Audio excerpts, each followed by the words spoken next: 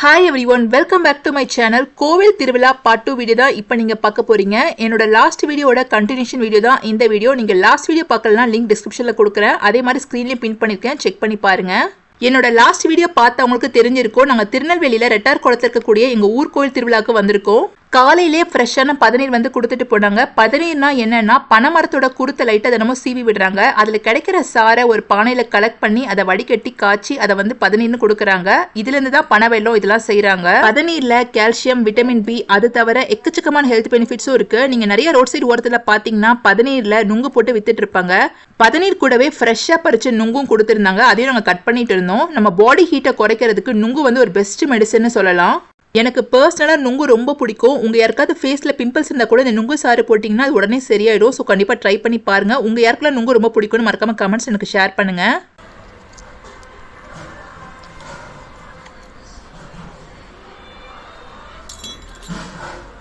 வீட்டிலே ரொம்ப சூப்பராக நுங்கு பாருங்கள். கடையில் எடுக்கிற மாதிரி நல்லா சீவி எடுத்தாச்சு. அம்மன் கோயிலில் செவ்வாய் மதியானம் 12 மணிக்கு ஒரு பூஜை இருக்கும். அந்த டைமில் மஞ்சள் நீராடல் ஒரு ஃபங்க்ஷன் நடக்கும். 12 மணி பூஜையில சாமி ஆடுறவங்க இங்க கொதிக்க மண்பானையில இருக்கக்கூடிய மஞ்சள் தண்ணி எடுத்து தமிழ தெளிச்சுப்பாங்க. அதனாலதான் இந்த ஃபங்க்ஷனுடைய பேரு மஞ்சள் நீராடல்னு சொல்றாங்க.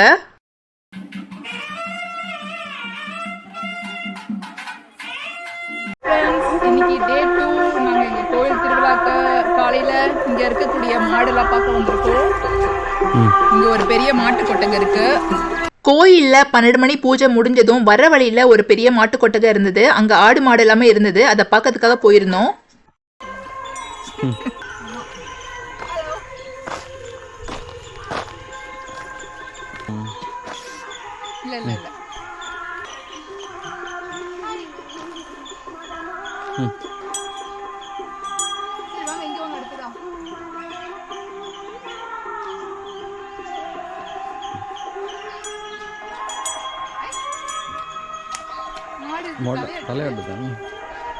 ஊர்ல பெரும்பாலும் எல்லார் வீட்லயும் பாத்தீங்கன்னா மாடு இல்ல ஆடு வந்து கண்டிப்பா வந்து வளர்ப்பாங்க.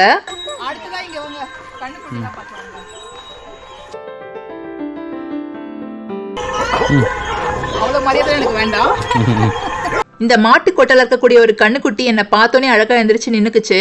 இங்க ஒரு சைட்ல பாத்தீங்கன்னா கண்ணுக்குட்டி அதெல்லாம் வந்து கட்டி போட்டிருந்தாங்க. அடுத்த சைட்ல பாத்தீங்கன்னா நிறைய ஆடு வந்து கட்டி போட்டிருந்தாங்க. இப்ப அடுத்த சைடு போய் காமிக்கிறேன் பாருங்க.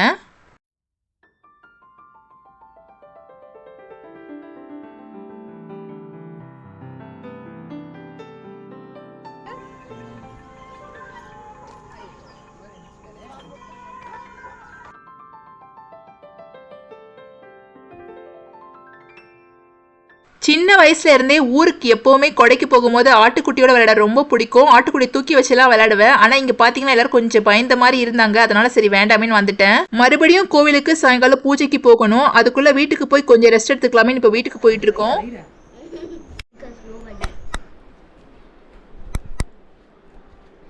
வீட்டுக்கு போன உடனே குழந்தைங்க எல்லாம் as usual மண்ணில் உட்காந்து ஜாலியா விளையாட ஆரம்பிச்சிட்டாங்க. நாங்க போயிருந்தது ஆவணி மாதம் வரக்கூடிய அம்மன் திருவிழாக்கு. வெயில் பாத்தீங்கன்னா கொஞ்சம் ஜாஸ்தியா தான் இருந்தது. மழை பெஞ்சா நல்லா இருக்குமேன்னு தோணுச்சு. நினைச்ச மாதிரியே கொஞ்ச நேரத்துல வெயில் குறைஞ்சி ஒரே மேகமூட்டம் ஆயிடுச்சு. கிளவுட்ஸ் பாருங்க இவ்வளவு அழகா இருக்கு.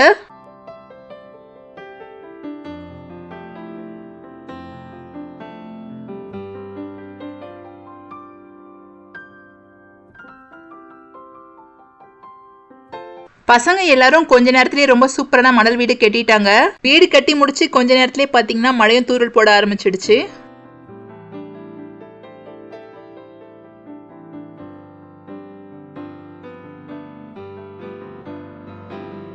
டைம் கரெக்டா ஒரு 3 o'clock இருக்கும். பணியாரம் சுடுறதுக்கு மாவெல்லாம் ரெடி பண்ண ஆரம்பிச்சிட்டோம். பணியாரம் வீட்டிலே சுட்டு எடுத்துட்டு போய் கன்னிசாமிக்கு வச்சு படைச்சு கும்பிட்டுட்டு அதுக்கப்புறம் ஓடக்கரையில இருக்கக்கூடிய எங்க குலதெய்வ கோயிலுக்கு போயிட்டு அங்க பூஜை பண்ணி கும்பிடுவோம். கன்னிசாமி பத்தி நான் உங்க எல்லாருக்கும் போக போக சொல்றேன். பணியாரம் சுட்டு முடிச்சதுக்கு அப்புறம் மறுபடியும் நாங்க எல்லாரும் கோயிலுக்கு கிளம்பிட்டோம். கோயில் எங்க வீட்டுல இருந்து ரொம்ப கிட்ட தான், ஒரு 10 நிமிஷத்துக்கு நடந்தே போயிடலாம். இப்போ நான் உங்க எல்லாருக்கும் கன்னிசாமி பத்தி சொல்ல போறேன். கேரளாவில இருந்து சுடலமட சாமி எங்க ஊர் எல்லை கிட்ட வரும்போது புதுசா கல்யாணமான ஒரு ஜோடியை பாக்குறாரு. அவங்கள பார்த்த மறு நிமிஷமே எனக்கு எதிர்க்க வராதிங்க, அது நல்லதில்லை உங்களுக்கு அப்படின்னு சொல்றாரு. சுடலமடசாமி சொன்ன அந்த வார்த்தையை அவங்க பெருசா எடுத்துக்காம அவருக்கு எதிர்க்கவே நடந்து போயிடுறாங்க. இதனால அவங்க 2 பேர் இறந்துடுறாங்க. இறந்து போன அந்த 2 பேரையும் கன்னிசாமியா நினைச்சு கும்பிடுங்க, இந்த ஊர் நல்லா இருக்கும் அப்படின்னு சுடலமடசாமி மக்கள் கிட்ட சொல்றாரு. அதனால அவங்கள தான் இப்ப கன்னிசாமியா நினைச்சு நாங்க கும்பிட்டுட்டு வரோம். இப்போ நீங்க பாக்குற படையலுமே நாங்க கன்னிசாமிக்கு தான் போட்டிருக்கோம். இப்ப அடுத்ததான் நீங்க எல்லாரும் பாக்குறது எங்க குலதெய்வமான சுடலமடசாமியோட கோயில் தான். சுடலமடசாமிக்கு சித்திரை மாசத்துல திருவிழா நடக்கும். அந்த நேரத்துல அவருக்கு நல்லா அலங்காரம் பண்ணி பூஜை பண்ணி திருவிழா மாதிரி கொண்டாடுவோம். இப்போ நீங்க பார்க்கக்கூடிய தெய்வங்கள் சுடலமடசாமிக்கு காவலா இருக்கக்கூடியவங்க. பூஜை பண்றதுக்கு முன்னாடி இடத்த நல்லா சுத்தப்படுத்திட்டு இருக்காங்க. அடுத்ததா முக்கிய பிரகாரத்துல முதல்ல நீங்க பாக்குறது சுடலமடசாமி, ரெண்டாவதா இருக்கிறது பேச்சியம்மை, கடைசியா இருக்கிறது தான் பிரம்மசக்தி. சுடலமடசாமி பத்தி கண்டிப்பா நீங்க கேள்விப்பட்டிருப்பீங்க. அவர் ரொம்ப சக்தி வாய்ந்த கடவுள். அதே மாதிரி அவர் சுடுகாட்டுல தான் எப்பவுமே இருப்பாரு.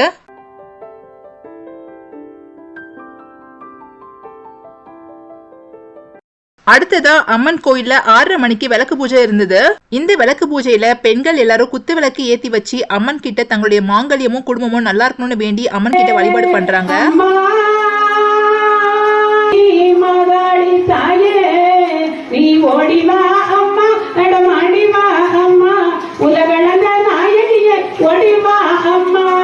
அடுத்ததா நீங்க பாக்குறது முளைப்பாரி ஃபங்க்ஷன். எங்க ஊர்ல முளைப்பாரி ரொம்ப கிராண்டா நடக்கும். முளைப்பாரி எப்படி வளர்க்குறாங்கன்னு பாத்தீங்கன்னா, சூரிய ஒளி படாத இடத்துல ஒரு தொட்டி வச்சு அதுல மண்ணு போட்டு நவதானியங்களையும் போட்டுடுறாங்க. இதுல தண்ணி வந்து பாத்தீங்கன்னா 7 நாட்களுக்கு தெளிச்சுதான் விடணும், தண்ணி வந்து ஊத்தக்கூடாது.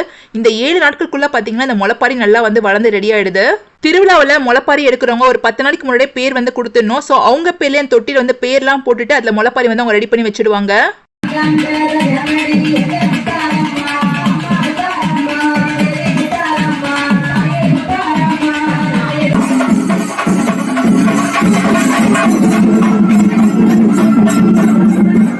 முளைப்பாரி எடுக்கிறவங்க இந்த ஊர் முழுக்க ஒரு வாட்டி சுத்தி வருவாங்க. இந்த ஊர் முழுக்க ஒரு வாட்டி சுத்துறது எதுக்காகன்னு பாத்தீங்கன்னா, இந்த ஊர்ல இருக்கக்கூடிய மக்கள் எல்லாரும் என்னைக்கும் நல்லா இருக்கணும்ன்றதுக்காக தான் இது செய்யறாங்க.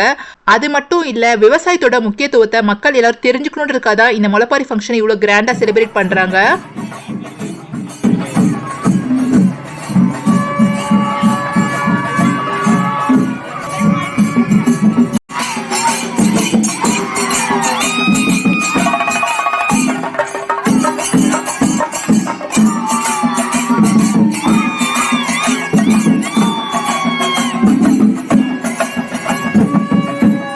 முளைப்பாரிய முதல்ல கோயில இருந்து கும்மி பாட்டு பாடி எடுத்துட்டு ஊர் முழுக்க சுத்தி வந்து மறுபடியும் கோயிலே வந்து வச்சிடுவோம். திருப்பி வந்து கும்மி பாட்டு பாடுவாங்க.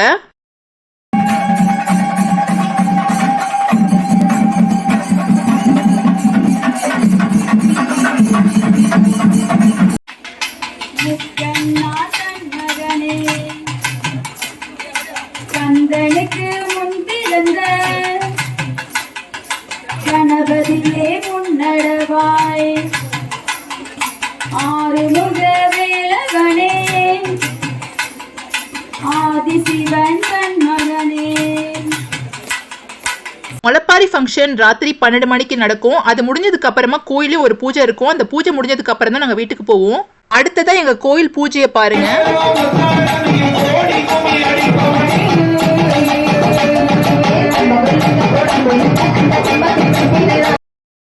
எங்க கோயில்ல 3 அம்மன் இருக்காங்க. முத்தாரம்மன், உச்சி மகாளி அம்மன், முப்புடாதி அம்மன். இவங்க 3 பேருக்கும் தான் இந்த திருவிழா ரொம்ப விசேஷமா நடக்குது. இந்த 3 அம்மனுக்கும் தேங்காய், பூ, பழம்லாம் வச்சு எவ்வளவு அழகா அலங்காரம் பண்ணிருக்காங்கன்னு பாருங்க.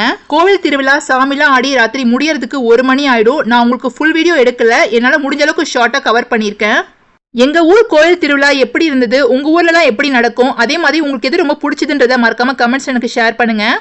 ஈவினிங் லைட்டா மழை தூரல் போட்டுச்சு, ஆனா சீக்கிரமே நின்றுடுச்சு. எங்க வீட்டுக்கு பக்கத்திலே நிறைய வயல்வெளி, தோட்டம் அதெல்லாம் இருக்குன்னு சொல்லியிருந்தேன்ல. இப்ப அதெல்லாம் பாக்கிறதுக்காக நாங்க போயிட்டு இருக்கோம். தோட்டத்துல நிறைய மயில் கூட இருக்கும். அதை பாக்கிறதுக்கு குழந்தைங்களும் எங்க கூட வந்துட்டு இருக்காங்க.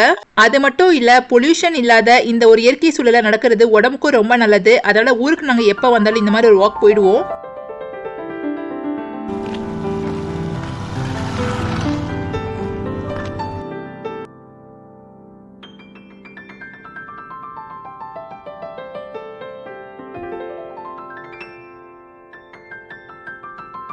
கொஞ்சம் தூரம் நடந்து போனதுக்கு அப்புறமா பனைமரம் ஒன்று ஜோடியா இருக்கிறத பார்த்தோம்.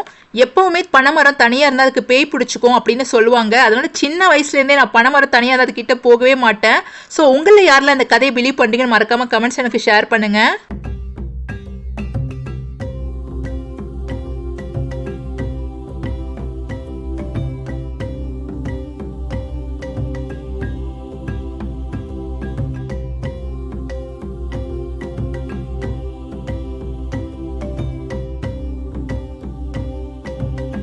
ஆடு மாடு வளர்க்குறவங்க புல்வெளியை மேயறதுக்கு இந்த மாதிரி மாடுங்களை கட்டி வச்சிடுவாங்க. எங்களுக்கு பக்கத்திலே ஒரு பெரிய பருத்தி செடி தோட்டம் இருந்தது. என்னோட போன வீடியோல பருத்தி செடி பத்தி நிறைய டீடைல்ஸ் நான் சொல்லியிருந்தேன்.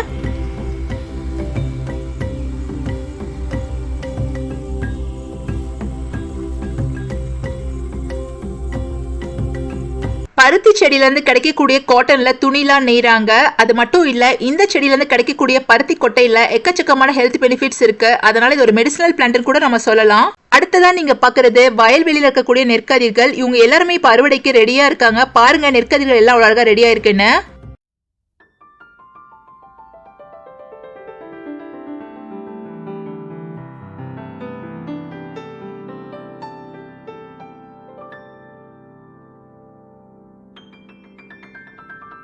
இந்த நெல்லெல்லாம் எப்படி அறுவடை பண்றாங்கன்னு பாக்குறதுக்கு எனக்கு ரொம்ப ஆசை. இது வரைக்கும் நான் பார்த்ததே கிடையாது. இந்த வயல்வெளிக்கு பக்கத்திலே ஒரு செடி இருந்தது. இந்த செடியில் இருக்கக்கூடிய காய் பார்க்கறதுக்கு ஒரு பால் ஷேப்ல இருந்தது. எனக்கு ஒரு பேர் தெரியல. உங்க யாருக்கா தெரிஞ்சா மறக்காம கமெண்ட்ஸ் எனக்கு ஷேர் பண்ணுங்க. நான் ஜூம் பண்ணி காமிச்சிருக்கேன்.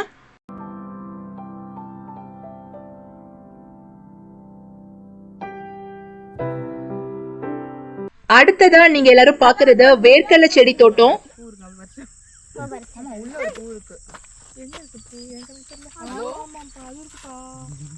நிறைய பூ இருக்குப்பா. நிறைய இருக்கு. வேற செடியா இருக்கும். இல்ல அதுதான் அங்க பாருங்க மூணு இருக்கு. வேர்க்கடலை பூலாம்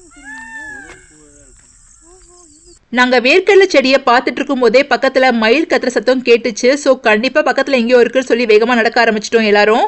நாங்க நடந்து போன வழியில ஒரு வீட்டுல தென்னை மரம் பாத்தீங்கன்னா ரொம்ப அழகா மெயின்டைன் பண்ணிட்டு இருக்காங்க. சுத்தி வந்து குழி தோண்டி தண்ணி நிக்கிறதுக்கு நல்லா வழி பண்ணியிருந்தாங்க. மயில் சத்தம் விடாம கேட்டுட்டே இருந்தது. அந்த நேரத்துல அங்க ஒரு காலேஜ் பஸ் வந்தது. பேர் பாத்தீங்கன்னா ஜெயராஜ் அன்னபாக்கியம் CSI பொறியியல் கல்லூரின்னு போட்டிருந்தது. இந்த இன்ஜினியரிங் காலேஜ் நாசரேத்ல தான் இருக்கு.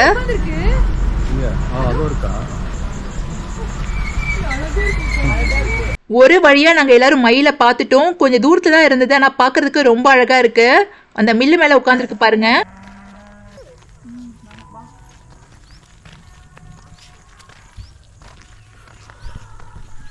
கொஞ்சம் தூரம் நடந்து வந்ததுக்கு அப்புறமா அங்க சின்னதா ஒரு ஓடை மாதிரி இருந்தது. அங்க குழந்தைங்களாம் விளையாடுறதுக்கு ஆசைப்பட்டாங்க. சோ எல்லாரும் அங்க போய் கொஞ்ச நேரம் உட்கார்ந்துருந்தோம்.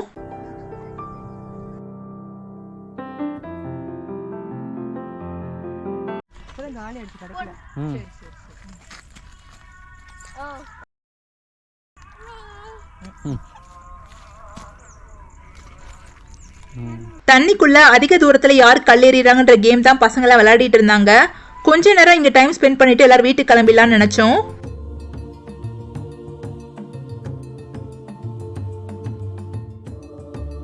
அதிகமா மழை பெய்யற காலத்துல தண்ணி இன்னும் அதிகமா இருக்கும். குழந்தைங்க எல்லாம் ஜாலியா விளையாடிட்டு இருந்தாங்க. எனக்கு இந்த மாதிரி இயற்கை சூழலை உட்கார்ந்து ரசிக்கிறதுக்கு ரொம்ப பிடிக்கும். அதனால நான் போய் உட்கார்ந்துட்டேன் ஒரு இடத்துல.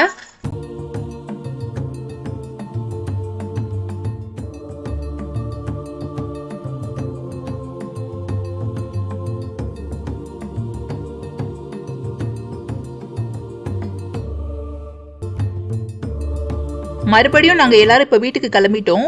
என்னை பொறுத்த வரைக்கும் ஊருக்கு போனா நிறைய புது புது விஷயங்களை எக்ஸ்ப்ளோர் பண்ணணும்னு ரொம்ப ஆசைப்படுவேன். அதனாலதான் இந்த மாதிரி வாக்கிங் கூட நாங்க அடிக்கடி போவோம்.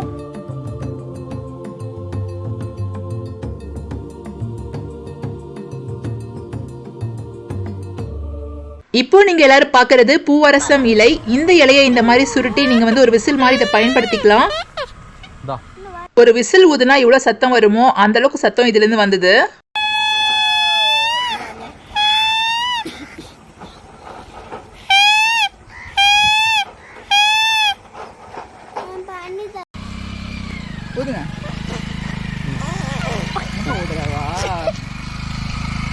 இந்த வீடியோ இதோட முடியுது. உங்க எல்லாருக்கும் இந்த வீடியோ ரொம்ப பிடிச்சிருக்கும்னு நினைக்கிறேன். உங்களுடைய பாசிட்டிவ் அண்ட் நெகட்டிவ் ஃபீட்பேக்ஸ் இதெல்லாம் மறக்காம என்கிட்ட ஷேர் பண்ணுங்க.